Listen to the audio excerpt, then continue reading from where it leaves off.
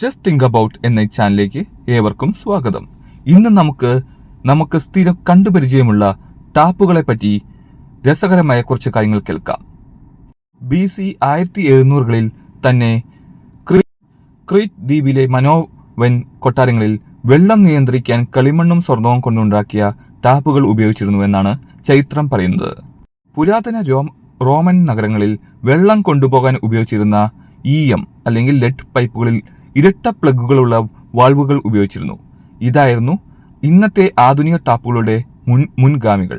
ഒരു ടാപ്പ് അടച്ചു വെക്കുമ്പോൾ പൈപ്പിനുണ്ടാകുന്ന വലിയ ശബ്ദത്തെ വാട്ടർ ഹാമർ എന്നാണ് വിളിക്കപ്പെടുന്നത്. പൈപ്പിലൂടെ ഒഴുകിക്കൊണ്ടിരിക്കുന്ന വെള്ളം പെട്ടെന്ന് നിൽക്കുമ്പോൾ ഉണ്ടാകുന്ന സമ്മർദ്ദം മൂലമാണ് ഈ ശബ്ദം ഉണ്ടാകുന്നത്.